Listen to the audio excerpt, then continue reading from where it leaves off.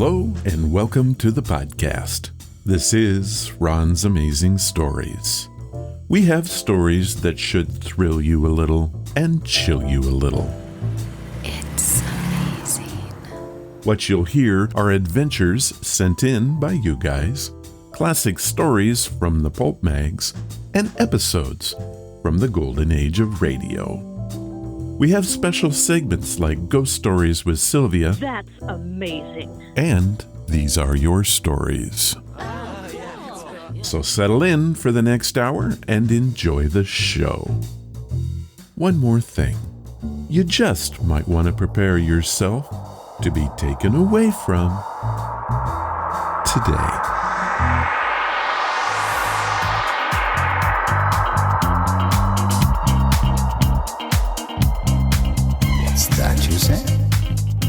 Hello, and welcome to the podcast.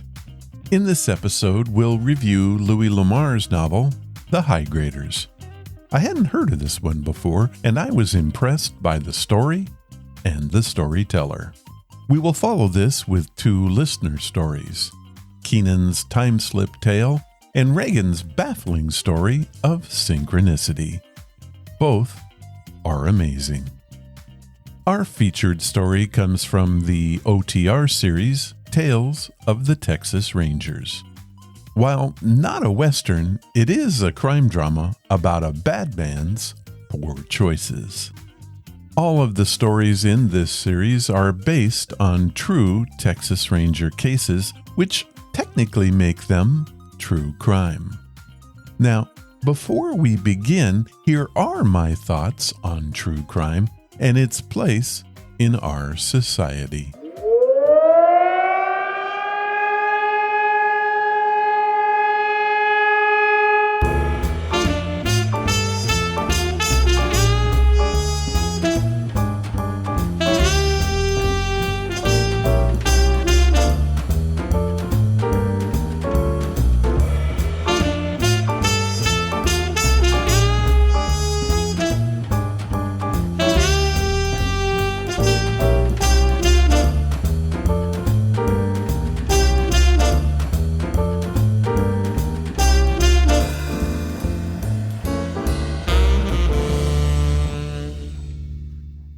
The other day, I thought,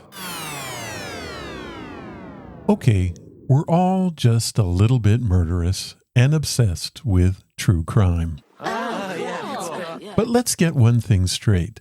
We're not actually advocating for a murder spree here. There's something undeniably captivating about true crime. Whether it's podcasts, documentaries, or good old-fashioned books, we can't seem to get enough of it. But why? Why are we so obsessed with the darkest corners of human behavior? Wow, that's a great question. Well, here are a few, mostly logical reasons. First, there's the thrill of the chase, from the comfort of your own couch. Let's face it, most of us lead pretty mundane lives. We go to work, we pay bills, and we try to remember where we left our car keys. True crime offers a vicarious thrill, a chance to experience danger and suspense without actually, being in danger. It's like riding a roller coaster with someone else's stomach. Then there is the, it could have been me, but thankfully wasn't. True crime often taps into our primal fears. Hearing about real-life dangers reminds us of our own vulnerability, but in a safe, controlled way. It's a bit like saying, see, that could have been me being catfished by a predator pretending to be a prince. It's a good thing I only swipe right on potential dates with verifiable dog pictures. Yeah, sure, that makes sense. Okay, this next one's all about me, playing the amateur detective. We all love a good puzzle. True crime allows us to put on our Sherlock Holmes hats, or Deerstalkers if you're really committed, and try to solve the mysteries ourselves. Was it the husband? Did the jealous coworker do it? Or was it the surprisingly cunning family pet? Okay, maybe not the last one, but hey, you never know. We like learning from the mistakes of others, like really big mistakes. This one is actually a bit sensible. By understanding the psychology and motivations behind criminal behavior, we can potentially learn to protect ourselves and those we love. Think of it as a cautionary tale with a side of morbid fascination. Let's face it, true crime is gossip on steroids, and we all love a bit of gossip. It's basically stories with higher stakes. It's the ultimate water cooler conversation, except instead of, "Hey, did you hear Brenda from accounting got a new haircut?" It's, "Hey, did you hear that Brenda from accounting may have embezzled company funds and fled to Mexico with the CEO's husband?" Wow. Okay, maybe Brenda's life is a bit more exciting than we thought. So, there you have it. We love true crime because it's thrilling, chilling, and a bit voyeuristic. It's a reminder of the darkness that exists in the world, but also of our own resilience and ability to find entertainment in the most unexpected places. Just remember to lock your doors and maybe invest in a good security system. You know, just in case. Well, there are my criminal thoughts for this time. I hope you found them entertaining.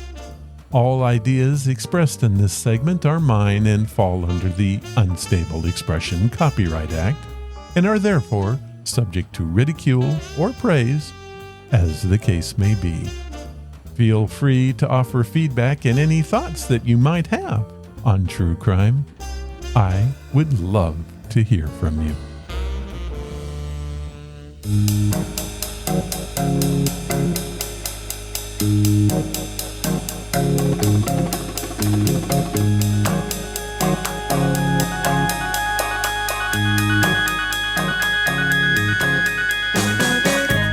Today's podcast is brought to you by Audible.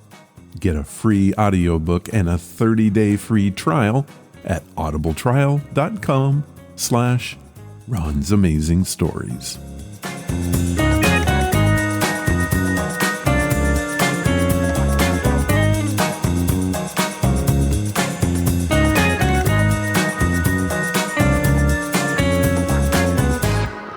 This time we're going to talk about the Old West. The Western is a genre of fiction typically set in the American frontier between the California Gold Rush of 1849 and the closing of the frontier in 1890. The frontier is depicted as a sparsely populated, hostile region patrolled by cowboys, outlaws, sheriffs, and of course, the gunslinger. Originated in vaquero heritage, it moved the Western lifestyle into pulp culture, created country music, and introduced Western wear. The genre has been a come-and-go type thing, and right now it's making a comeback. But when did it become a thing? Well, historians agree that it all started with the Wild West shows at the turn of the century. Shows like Buffalo Bill Cody's used the term Western to describe their content. The first usage of it appears to have originated in the July 1912 article in the Motion Picture Magazine. Now, this is interesting. The first films that belong to the Western genre are a series of short silents made in 1894 by Edison Studios. How about that? These featured veterans of the Wild West shows exhibiting skills acquired by living in the Old West, and they included Annie Oakley and members of the Sioux Nation. This brings us to our audiobook. One of the greatest authors to tackle the Western was Louis L'Amour, although he called his stuff frontier stories. His most widely known works include The Last of the Breed, Hondo, Shalako, and my favorite, the Sackett series. Our audiobook today is titled The High Graders, a novel by Louis L'Amour and narrated by Jason Culp. Eli Patterson had died in a gunfight, but Mike Shevlin knew it couldn't be true. The man who had been like a father to him had also been a Quaker. But when Shevlin rides back to Rafter Crossing to uncover the truth, he finds that the quiet ranching community has become a booming mining town. Here is a clip from The High Graders. Mike Shevlin squatted on his heels in the driving rain and struck a match under the shelter of his slicker. The match flared, and he leaned forward, cupping the flame in his hand against the face of the gravestone. Eli Patterson, 1811 to 1876. There was no mistake then. But how in the name of truth could a peace-loving man like old Eli wind up in a grave on Boot Hill? Eli Patterson had been a Quaker, a man of deep conviction who never touched a gun for his own use and did not approve of those who did. Yet he was dead, shot to death, and buried here among the victims of gun and knife, and if rumor could be credited, he had himself died gun in hand. The flame flickered out, and the dropped match hissed against the sodden earth. Anybody but him, Shevlin said aloud. Anybody but old Eli. The splash of a footstep in a pool of water warned him an instant before the voice spoke. Kind of wet up here, isn't it? Mike Shevlin straightened slowly to his feet, glad his slicker was unbuttoned and his gun ready to hand. Enemies he would surely find at Rafter Crossing, but he could expect no friends. He took his time in facing around, careful that his movements be not misunderstood. Through the pouring rain and the darkness, he could see the bulk of a square, powerfully built man. Lightning flared, throwing the grave crosses into sharp relief, lighting the water-soaked earth, and making an occasional gleam on stone. But of the wide face before him, he could make out no detail. The other man would see even less of Shevlin because of the upturned collar of his slicker and the pulled-down brim of his black hat. You make a practice of following people? Mike Shevlin asked. It's a wet night to be on Boot Hill. I've buried men here on wetter nights. If need be, I can bury more. Ah, I was right then. You're no stranger. There was satisfaction in the man's voice. Lightning glinted off the badge on his chest. Mike Shevlin put a rein to his tongue. This was no bumbling old Sheriff McCown, nor anybody he remembered from the Rafter Crossing he had known. Wanting no trouble, he simply said, I've been here before, if that's what you mean. The man with the badge shifted his feet slightly. Are you Ray Hollister? If you don't know Ray Hollister, Shevlin replied, you haven't been around long. 2 years. He left before I came. Shevlin had an uneasy feeling that had he said he was Ray Hollister, the sheriff would have killed him. Wind and rain lashed the grave-covered knoll, whipping the branches of the trees. Off to the right were the lights of the town, many more lights than he remembered. Beyond the town was the gallows frame and the huddled buildings of a mine, lighted for a night shift. Too wet to talk here, Shevlin said. What's on your mind? You were looking at Patterson's grave. He was killed in a gun battle 2 years ago. Anger flared up in Mike Shevlin.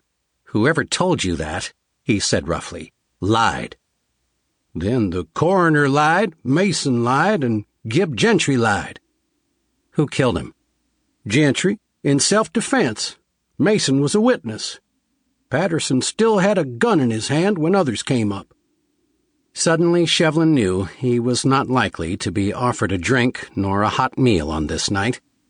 Rain slanted across the windows down there in town, windows behind which it would be dry and warm, but where he might be identified before he found out what he had come so far to learn. Newfound wealth has not made Rafter a peaceful place. The smell of fear and greed is thick in the air.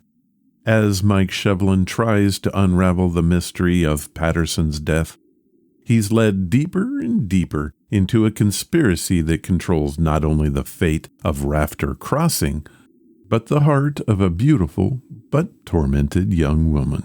And of course, Shevlin's own destiny. Well, I don't have to tell you that the writing in this one is fantastic. Louis L'Amour was the best, and this is just another great story as told by a master. The narration is top-notch. Jason Culp did a number of L'Amour's novels and brings an authentic voice to the characters and plot. Speaking of the plot, I'll admit it's standard fare. Man comes to town for revenge and meets a girl. Turmoil ensues and justice is served. But it is good to point out that getting to all of that is great fun and well worth the listen. I truly enjoyed this one, and I do highly recommend it. If a Louis L'Amour Western appeals to you, head to audibletrial.com/Ron's Amazing Stories, and you can have one for free. Here is what Audible has set up for us. They are offering you a free audiobook in 30 days to give you the opportunity to check out the service. You can stream or download thousands of included audiobooks, podcasts, and Audible originals in the Plus catalog. There is so much to do, you will never run out of material. So, to download your free audiobook today, go to audibletrial.com/Ron's Amazing Stories. You'll be glad you did. Thank you, Audible. And now, let's get to your stories. These are your stories, sent by you, for you.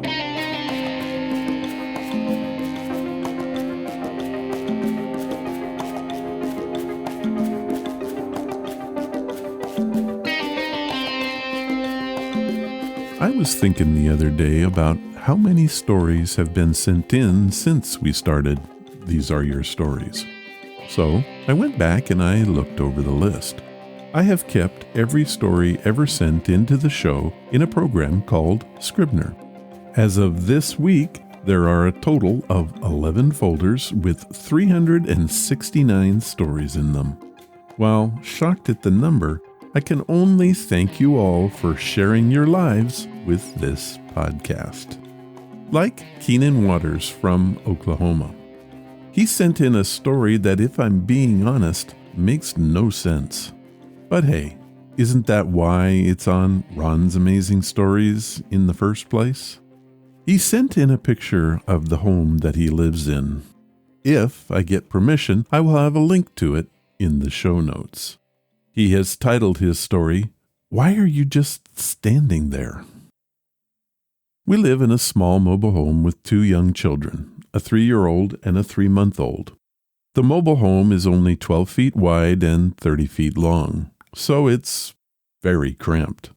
The living room and kitchen are combined into one space, and there are 2 bedrooms separated by a hallway. For now, we are taking turns sleeping on the couch in the living room with the baby on a cot. The 3-year-old is co-sleeping with us in the bedroom. We are currently renovating the other bedroom to turn it into a nursery for both the kids. One night, I was on duty. My 3-year-old comes out every night when it's my turn. Nothing unusual there except that it was 2:50 a.m. He came running out crying, followed by my wife behind him. It was dark, so I could just see her standing in the doorway in her orange nightshirt. I guess I should point out that I just assumed it was him because I really couldn't see his features. It was dark and only the LEDs on the back of our TV were lighting up the room.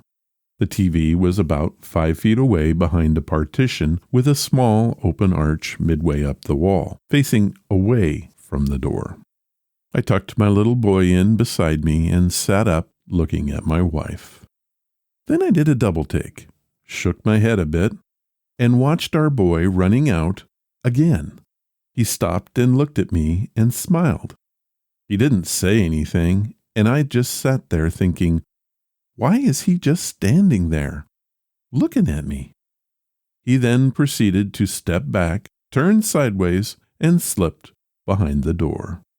My wife followed him back to bed wearing a black t-shirt. Realization hit me about 3 minutes later that my wife had been wearing an orange nightshirt. Also, I looked down at the boy now asleep beside me. It was my son. I jumped up, ran to the now closed door, and as I approached it, it just disappeared. I looked at my wife, who was now asleep in bed without our son. When I got back to the couch, both our babies were there. I crawled back under the covers and tried to make sense of what just happened. The next morning, my wife got up for work, and she said that she didn't even know our son got up last night, and she was indeed wearing a black t-shirt. So what was it? A spirit? Time distortion? Or whatever? But it sure creeped the heck out of me. All I can say is, let's see if this ever happens again. Keenan Waters, Oklahoma.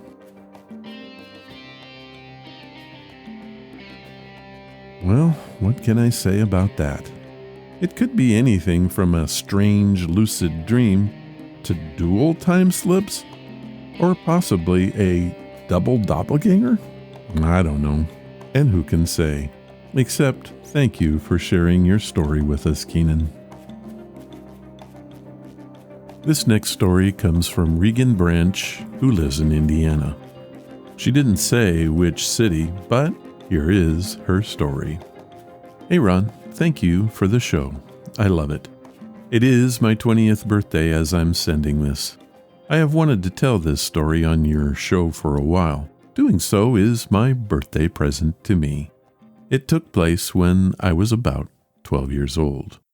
I was in competitive dance, so my mom and I would drive for hours to get to the competitions. Luckily, my cousin, who is the same age as me, was also on my dance team, so we would go on these trips together with my aunt.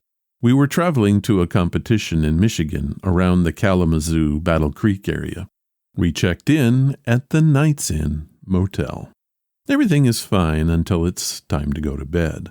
I was awakened to the sound of the toilet flushing. Not out of the ordinary. However, when I looked up at the two queen beds that were next to each other, all of my family members were in bed, asleep. No one was in the bathroom. I eventually went back to sleep, and when I woke up the next morning to get ready, my aunt and mom were both talking about how creepy the room was. My mom explained that last night she had been awakened to the sound of drawer handles banging against the dresser. The only problem is that the dresser in the room had round knobs, not handles. Me thinking that I was being funny, I decided to Google our room number, motel name, location, and ghost stories. I clicked on the first link that popped up. My jaw dropped as I read, "The Ghost of Raygan, my name, and a story about a horrible murder." My name is super uncommon, especially the way it's spelled, so it was beyond creepy that it was coincidentally the name of the supposed ghost that was haunting the room. Super creepy. By the way, we checked out of there ASAP and moved to a Motel 6. Cheaper anyway. Raygan Branch, Indiana.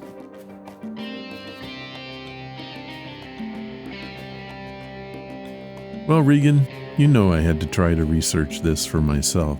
I didn't find the link that you saw, but I did read a few reviews about the Knights Inn. Mostly 1 star with complaints about cleanliness and unsavory types hanging about. I also found the murder of Christine Raygan in 2014 that took place in an apartment building near that hotel. So there is that. Thank you for sharing your story. Well, that's it for this time. If you have a story that you would like to share, like Raygan did, head to the main website at ronsamazingstories.com. Click on the story submission banner, leave your story, give it a title, and please tell me where you're from. I'll read it if I can.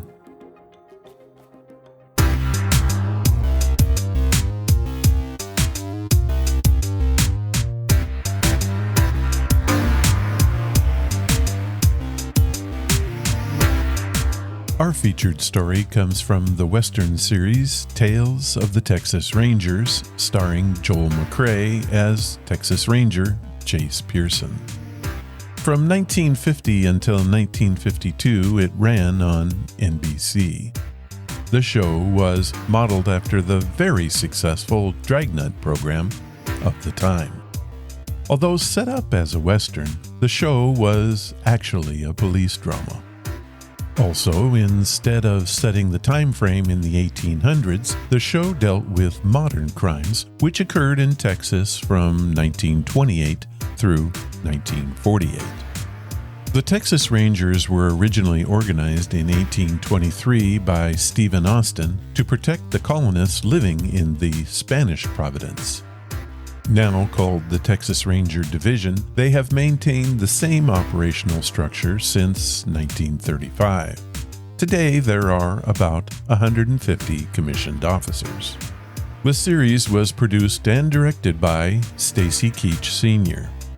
He hired real-life Texas Ranger Captain Manuel Lone Wolf Gonzaullas as the show's advisor. 95 episodes were created. Each show followed the same format.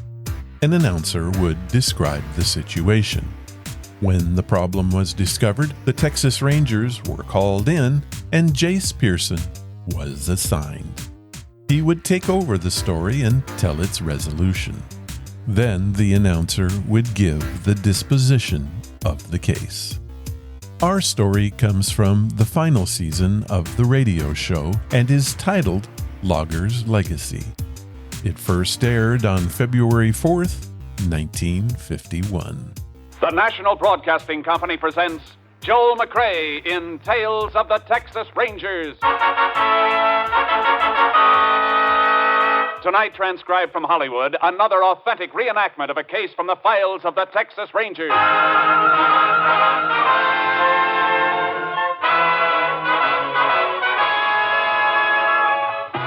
Tales of the Texas Rangers, starring Joel McCrea as Ranger Jace Pearson. Texas, more than 260,000 square miles, and 50 men who make up the most famous and oldest law enforcement body in North America.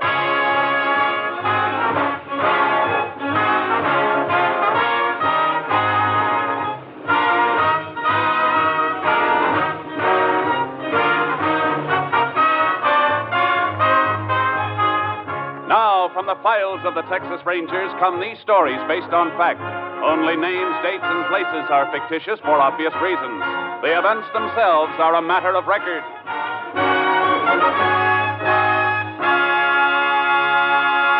Case for tonight, Loggers Larceny.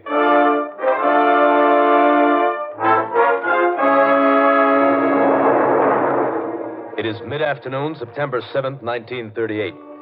Two loggers employed by the Gulf Lumber Company are marking timber near a lonely stretch of company logging road in the Piney Woods region of East Texas. There. Cutting crew ought to be able to see that, Mark. Yeah. Well, looks like that's the last decent stick left in this stand of timber, too. Plenty more trees in the woods. Come on, we'll cross the creek and start working that stand up on the other side of the road there. We're already marked an awful lot of trees today. I think my axe is heavier than yours. I could do with a breather. Yeah, catch it on the run then. Come on. You'll get used to that axe. I told you I'd make a logger out of you. Just stick with me, kid. I'll put muscles like this on your arms. Hair on your chest, iron in your fist. Yeah, if I live through it. Bull, I'm about done in. Oh, man, that creek sure looks good. Yeah, don't let it fool you. Ain't fit to drink down here. Sawdust pile at the mill poisoned it. Well, what do we do, Wade? Sure, ain't deep enough to swim, is it? Or do you want to ride across piggyback? Hey, Bull, look. Huh? Over there on the other side. Up there against that old cut-over stump. That's a car. Yeah, upside down, all smashed up. Well, come on. Somebody might be hurt. Hey, Bull, that's one of the company cars on the mill. Yeah, I see. Sure is wrecked, ain't it? Yeah. Hey, smell that gasoline. Tank's busted wide open. Sure good thing there wasn't a spark. Uh-huh. There'd been some fire if that gas had caught. Hey, look here, kid, in the front seat. Who is it, boy? It's old man Hutton. What's left of him. It's the paymaster. Come on, we better get him out of there. No, we can't do nothing for him. But get a load of this bank bag. Hey, that's full of money. Uh-huh. Payroll for the mill. Fool, what are you doing? What are you stuffing that money in your shirt for? Look, kid, we ain't been around here, understand? Hey, you've got no right to that money. Who's got a better one? Who's even going to know it's missing? Unless you shoot off your mouth. Hey, you twisted my arm. I'll twist your neck right off your shoulders if you let out one word. For the law. Forget the law. Just remember you'll get the worst beating you ever had. You understand? Yeah, I understand. Yeah, that's being smart. Here, throw this sack back in the car while I get my shirt buttoned. There's still some money left in it. Sure. All the coins and a few bills. No use being a hog, is there? Besides, this is going to look right. Throw it back in the car, I said. Sure, boy. Sure. You got a match? Crazy bull, a match with all that gasoline spilled around here? Wait and see how crazy. Give me a match. Okay. Here. There's only one left in the box. That's all you got? Yeah. Well, we'll make you some counting. Now, get back out of the way.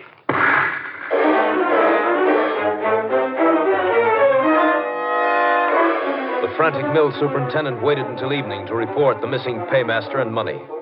Sheriff Stanton immediately contacted the Texas Rangers. An all-points bulletin for the apprehension of the man was sent out, and Ranger Jace Pearson was assigned to the case. He arrived at the mill with the sheriff early the next morning. Here's the mill office, Jace. Might as well start there. The quicker we can get a line on Hutton, the better. Yeah. If he's making a run for it, he's already got a big lead on us. Sure. I've been waiting for you. Meet Ranger Pearson, Mr. Browning. Mr. Browning's the mill superintendent. Howdy, Mr. Browning. Pleased to meet you, Ranger. Anything new here? No.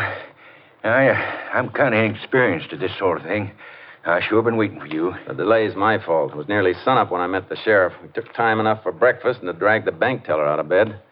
He says your man Hutton left the bank about a half hour after closing time yesterday. Yeah, they waited until the street doors were closed before they started making up Hutton's orders for mixed currency. They usually work it that way at the bank on paydays. $18,000 is a lot of money to count out, you know. Well, we not only know how much money we're looking for, but how much of each denomination. I've got Hutton's list. The bank teller gave me a copy of it. He sure must have slipped out quiet. Not a soul in town saw him after he left the bank. No telling which direction he headed. Would you have a picture of him by any chance, Mr. Browning, to sort of amplify the description we've already sent out? Well, there may be one among his belongings in his shack. You know, Sheriff, I still can't believe Bob absconded with that money. $18,000 is a lot of temptation, Mr. Browning. I know it, but Bob Hutton's been with us for years. I'd have trusted him with every asset the company owns. I just don't know what to think now. We won't rule out any possibility. Before we go through Hutton's things, I'd like to talk to any of your crew who might have been working near the road yesterday afternoon. Well, Foreman Bull Evans and his helper were marking a stand of timber over by Pine Creek. They're down the drying yard this morning. The rest of the crew's out in the woods. How do they feel about Hutton not showing up? Well, quite a few of them wanted to dig up a rope and go hunting for him. But Bull Evans talked them out of that.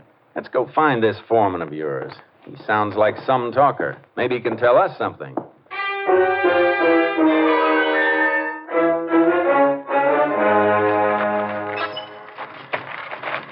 Put your shoulder to the dolly, kid. Here. Yeah, that's good. I will stack this load of sheathing beside that last bunch of 2-bys. Stand them on in and slide them in against the ridgepole there. Okay. This green stuff's as heavy as lead. Stack it up there straight. Want the whole blame rack to come down on top of you? What's the matter with you? You nervous? No, I ain't nervous. Give me a hand, won't you, Bull? Sure. Like I told you, keep your mouth shut and nothing will happen to you. Okay. Get that next stick now. Like that? Maybe we'll make a logger out of you yet. Bull, look, here comes the boss and a ranger. Yeah, and the sheriff. So what? Grab that next stick and remember what I told you about talking. Hello, boss. Sheriff, find old man Hutton on the payroll yet? Well, this is Ranger Pearson. Oh, howdy, Ranger. Ranger and the sheriff want to ask you and the boys some questions. Well, sure. Glad to help. Hey, kid, hold it a minute there, will you? Yeah, sure. I understand you were working somewhere near the road from town yesterday afternoon. No, we're working a standover on Pine Creek. Sometimes it was near the road, sometimes it wasn't. Did you see anything of Hutton or the company car he was driving? We didn't see any car, did we, kid? No. Did you hear a car going either way on the road? Yeah, we didn't hear nothing, we didn't see nothing. I'm afraid you're barking up a wrong tree, Ranger. How's that, Bull? Old man Hutton wasn't crazy. He'd seen a chance at a lot of money, and he took it. He never headed back this way from town. You'll pick him up someplace long gone from here. All right, Bull. That's all. Yeah, come on, kid. Let's get back to work. Wait a minute. I haven't talked to your helper yet. Well, Bull told you. We didn't see nothing. I don't know nothing about that money. We're looking for a man right now, son. Not the money he was carrying. Are you as convinced as Bull here that he ran off with the company payroll? Well, are you or aren't you? I don't know nothing about it, I tell you. What are you so nervous about? Well, nothing. I just don't know nothing about it. Look, son, maybe you don't know it, but there's a severe penalty for withholding information from the law in this state. If you do know anything about this case, anything at all, it's your duty to tell the ranger and me now. Well, Yeah? Well, there's a pretty bad turn over there on Pine Creek. Mr. Hutton might have had an accident when nobody was around. Say, that is a possibility, Ranger. That's the worst stretch along the road. And one of those turns is a bad one. Old Bob Hutton could drive that road backwards and blindfolded. He's been doing it for years. Besides, me and the kid come in by the road last night. There wasn't no wreck along it then. Did you see anything, son? No, there wasn't nothing along the road when we went by. We came out that way this morning, Jace. Wasn't anything inside then either. Well, the area along the creek is an old cutover. The brush has come back thick in spots. The car down in there could be completely hidden from the road. Well, we're going to have to search every inch of the way out from town to eliminate accident as a possibility in this case anyway, Jace.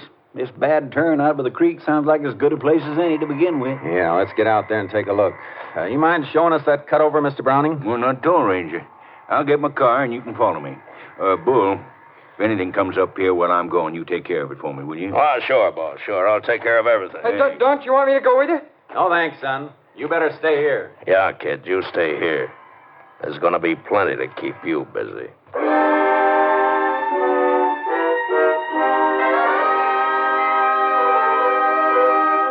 Roadside tracks and broken brush near the bad turn on Pine Creek were so faint we nearly missed them. The car itself was completely screened from the road by brush. It was badly burned and lay upside down on an open patch of grass. The body of its driver slumped near the wheel. It's an accident, all right, Jace. Seems like. Good heavens. What a way to die. Marks indicate Hutton lost control when he left the road. Judging from the damage to the car, I think there's no question but what he was dead when the wreck caught fire. Well, I hope so. I told you I couldn't believe Bob Hutton would steal that money. Looks like you were right, Mr. Browning. Here, look in this window. Yeah. What a mess. There's your money, what's left of it. There beside the springs of that burned seat cushion. Oh, yeah. I see some corn rolls with the wrappers burned off. And that fluff of ash on top of them is what's left of the paper money. It's hard to believe it would burn that much. It was a mighty hot fire while it lasted. Even the body metal's warped all out of shape. Well, Jace, looks like it's back to town for us. I got to get an undertaker's wagon out here to pick up his body. Yeah, I'll have to kill that all points wanted bulletin on Hutton, too. Guess that'll about wind this up, huh? I'm not so sure, Sheriff. What do you mean? This just doesn't feel quite right. What doesn't? Finding this car like this. We might have looked for a day before we found it down here in this brush. Well, don't you have more to go on than that, Ranger? No, nothing more. Just a hunch.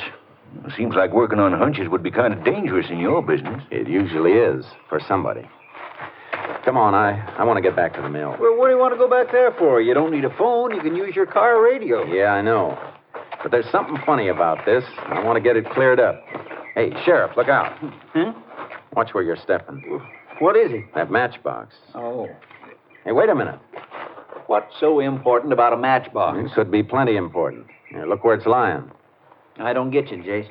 All right, look up there, Sheriff. That's where Hutton's car turned over. It slid down from there on its roof. The matchbox is right in the track, and it hasn't been crushed.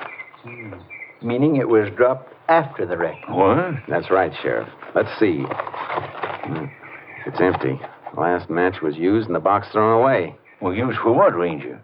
What's a matchbox got to do with Bob Hutton's death? Maybe nothing. But even when a car's as badly damaged as this one was, even when it's drenched with gasoline, it doesn't always catch fire.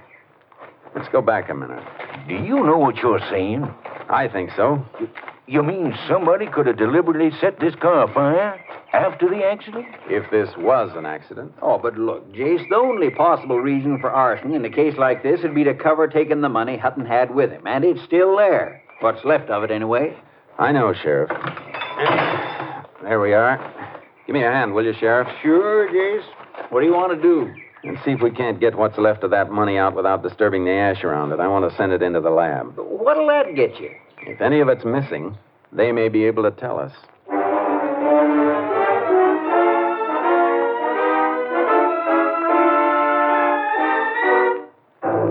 We removed the remains of the charred money bag and its contents as carefully as possible and packed them for transfer to the laboratory. When we drove back to the mill yard, Bull Evans was just coming out of the office. Hi.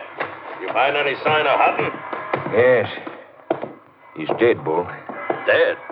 He had an accident near Pine Creek. Just about where that kid suggested we look, too. Well, can you beat that? Where is the kid? I think we'd better talk to him again. Well, you ain't going to get much out of him, Ranger. Why? No, these young punks never look where they're going or what they're doing. He's got himself really bunged up. Where is he? In the first aid room back at the office. I wanted to send for a doctor, but he wouldn't let me. I got him on a cot back there. He don't feel so good. Let's take a look. Come on. You too, Bull. Yeah, sure. Right through there, Ranger. Okay.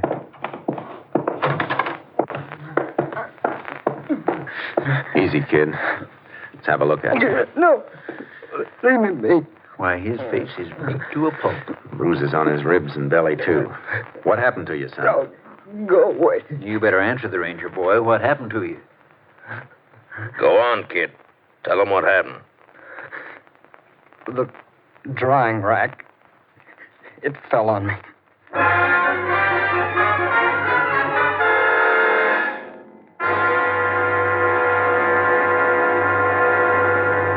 You are listening to Tales of the Texas Rangers, starring Joel McRae as Ranger Jace Pearson. We continue now with tonight's case, Loggers' Larceny, an authentic story from the files of the Texas Rangers.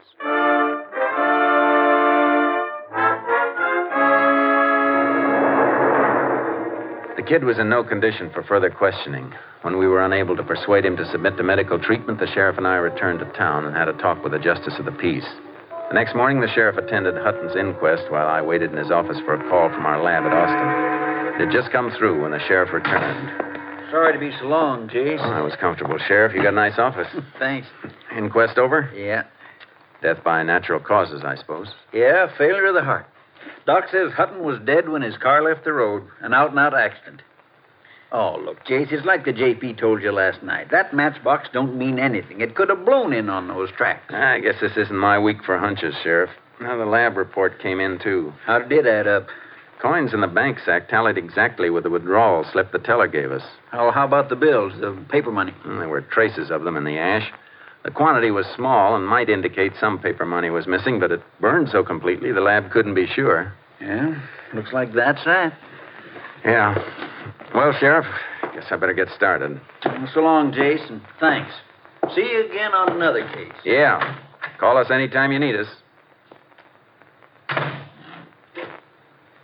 You know, Sheriff, it still doesn't feel right. You know, Jace, it doesn't to me either. There's that matchbox. Sure, it could have blown in there, but that kid at the mill. Yeah? What about the kid? If he had a hunch Hutton's car was wrecked and where it might be, why didn't he tell his boss that as soon as he and Bull came in from the timber? Yeah, that's right. As it was, he didn't tell us till we dragged it out of it. That turn out there didn't have anything to do with Hutton's death. His heart quit. He could have gone over the edge anywhere along the road. Yeah, but Jace, he did go over at that turn. Sure he did. And that's why the kid couldn't have known the car was there unless he'd seen it. Then Bull Evans and the kid were lying. But why? That's what we're going to find out. That and why the drying rack fell on the kid. Kind of funny two accidents should happen so close together. Come on, Sheriff. Let's get out to that mill.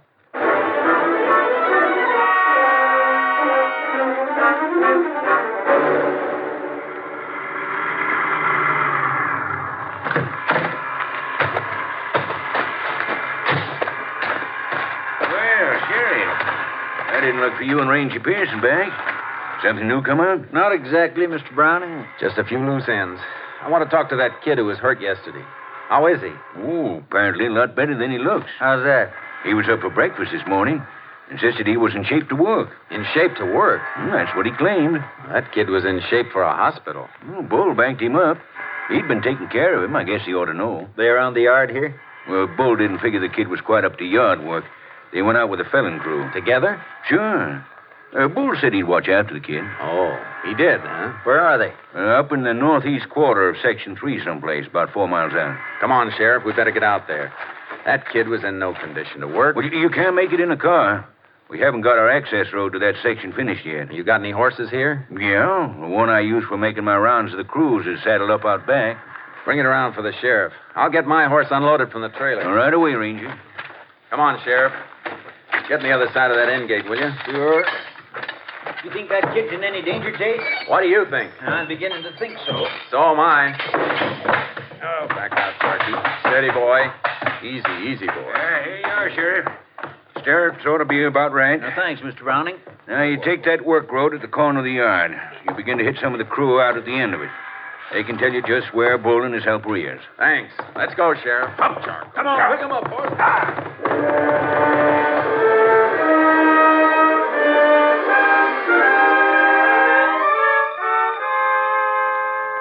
Following Mr. Browning's directions, we found some of his sawyers and axemen at work in deep woods. They sent us on to others, knowing only that Bull Evans and the kid were working somewhere up ahead. Hold it, Sheriff. Charcoal. Listen. Somebody working over there. Yeah, come on. Let's go, Charky. Yeah, come on, boy. Is it Bull and the kid? No. Charcoal. Hey there. Hi. Howdy, Sheriff. Ranger. What you doing out here? Looking for Bull Evans and his partner. Boys down the line said they were up this way. Yeah, they were a little while ago. Where'd they go? I'm blamed if I know. Them two are crazy. Crazy? What do you mean? That Bull was working over there. You can see the cut he was making. Uh-huh. The kid wasn't worth much, bunged up the way he was, so he was just fooling around, kind of grubbing out a little brush. Well, Bull come over to bum the smoke off of me, and when he turned around, the kid was gone. Gone? Yeah. Slipped off in the brush.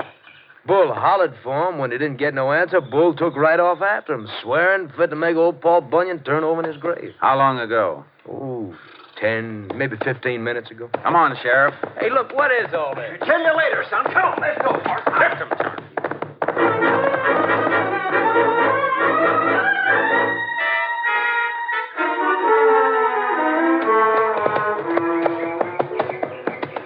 Here's the tracks again, on this soft ground. Yeah. Ooh, charcoal. Wait a minute, Sheriff. Steady, boy. What do you make of it, Jace? I don't like it. Where do you suppose that kid's heading? Yeah, beats me. Wherever it is, he's sure heading there in a straight line and hard as he can go. Yeah, with Bull apparently right behind him. Makes about as little sense as that drying rack falling on him yesterday or Bull talking him into reporting for work this morning. What's between the two of them? That's what we got to find out. Tracking us too slow. We're losing too much time. That's pretty thick timber ahead. It ought to slow him up some. Won't be much to follow when we get in there in those pine needles either. Jace, maybe we better split, sort of spread out. That way we'll be... Hey, hear that? Somebody in there's got a gun. Come on, get up, Charcoal. Come, get up. You know, I'm betting it's Bull. Sounds like the shots are in the middle of that timber stand. That's a bad place to work blind, Jace. Yeah. You might miss him complete in there. Possible. Look, Sheriff, you cut around the timber the other edge in case somebody breaks out in the clear in that direction. I'll head straight for the sound of those shots. Try to box them in, huh? It's worth a try. Come on, Charcoal. Come on, timber horse, let's go.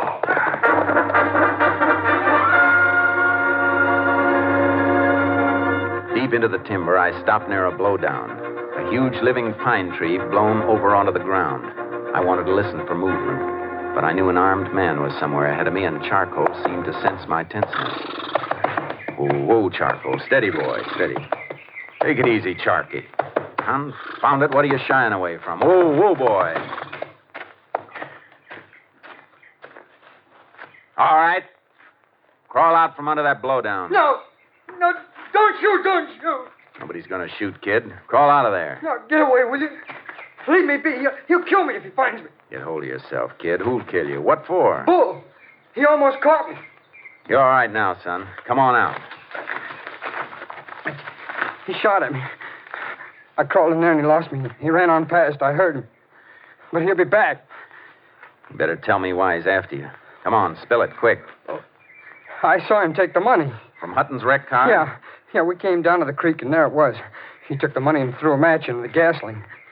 He burned the car. Mr. Hutton's still in it. Oh, settle down. Take it easy. Hutton was dead when his car left the road. Why didn't you tell us about this yesterday when we asked you? Well, I tried to tell you, but Bull was standing there watching, listening.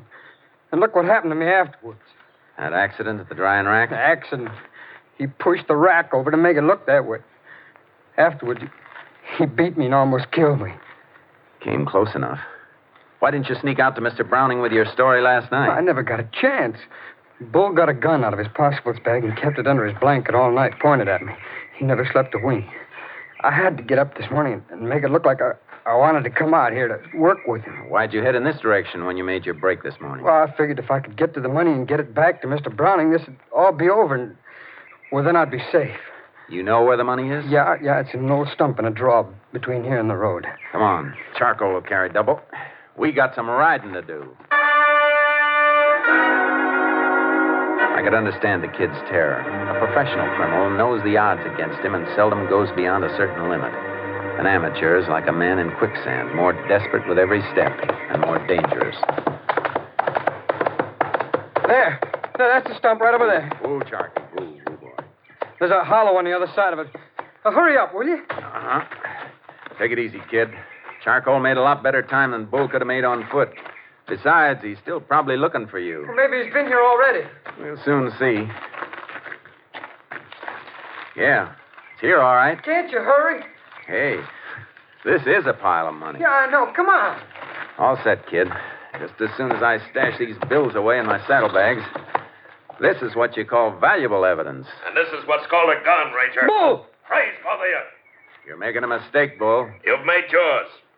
Drop them saddlebags. You ain't getting that money. It's mine. Now drop them. All right, get off that horse, kid. Get off, I said. All right. Now start backing away from my money. Both of you. I told you I'd kill you if you opened your mouth, kid. Now it's going to be both of you. You hurt, kid? No. No, are you okay? Yeah, Bull's gun just didn't shoot very straight. Boy, yours sure did, and fast. That's what a spring clip holster's for, son. Jace! Jace! Ho, boy, ho. Everything all right? Yeah, for everybody but Bull. He's dead? Kind of. What was the deal, Jace? Did he have some of the money from the wreck? Show him what's in the saddlebags, kid. All right. Here, Sheriff, take a look. Looks like he had it all. How deep was the kid here in with him? I reckon that's something the court will have to judge on the evidence. Here, give me a hand, Sheriff. We'll hang Bull across your saddle. He's got one last ride coming.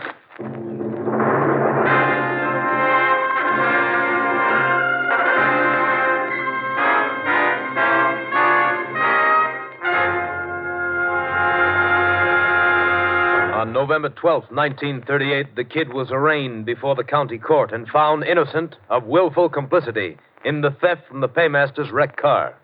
He was returned to society with a deeper appreciation and understanding of the duties of a citizen in the face of crime.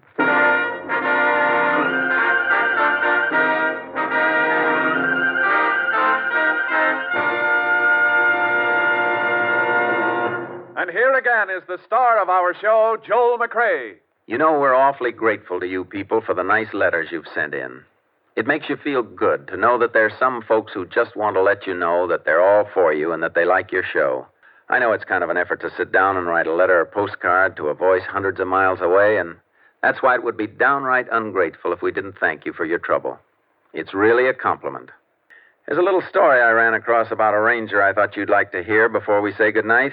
I thought it was kind of funny. It seems that in the days when the Texas Rangers were charged with the enforcement of the prohibition laws, their reputation for apprehending offenders caused moonshiners to keep a sharp eye out for these famed officers. One day on a lonely road in East Texas, a moonshiner with a load of bootleg whiskey rounded a turn and came upon a man dressed in khaki clothes, big hat, and boots, signaling him to stop. Frantically, he grabbed a wrench and broke all 10 of the 1-gallon bottles of whiskey. Turning to the man on the road, he called, "You can't arrest me, Ranger. You ain't got no evidence." "What do you mean, fellow?" replied the Texas Ranger. "I have a flat tire. Can you loan me your jack?" Good night, folks. See you again next week. Next week, Joel McRae in another authentic reenactment of a case from the files of the Texas Rangers.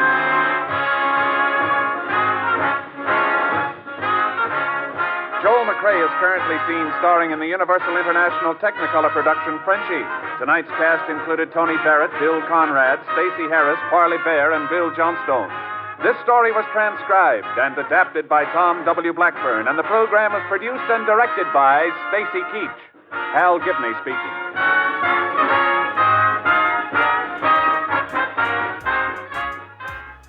Now, if you've ever listened to Dragnet, you can probably see some similarities between the two shows. The idea was to introduce the true crime element that has become so very popular in our culture. We can't get enough of it. After the tales of the Texas Rangers run on radio, the show moved to television from 1955 through 1958, again with Keach as producer and Captain Gonzaullas as consultant. Willard Parker took over the role of Jace Pearson and was supported by Henry Lauder as Clay Morgan. The TV version was not limited to a contemporary time frame, as the radio show was. It jumped from the 1840s to the 1950s from week to week. Now, I've had a chance to see a few of these programs, and I have to tell you, they're pretty good.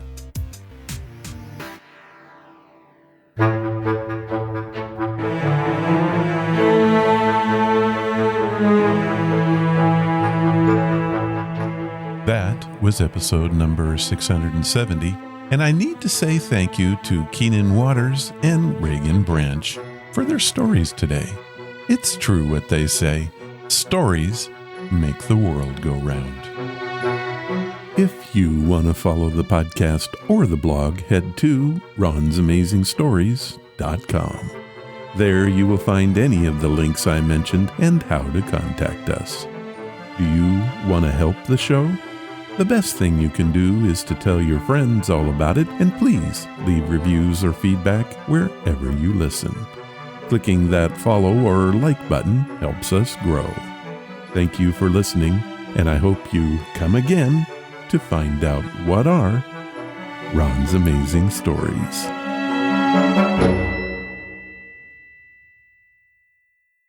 All of the vintage audio used in the podcast is believed to be in the public domain. Ron's Amazing Stories does not own the rights to any of the old-time radio used here. If you hold the rights to any of the shows played, please contact us immediately at ronsamazingstories.com.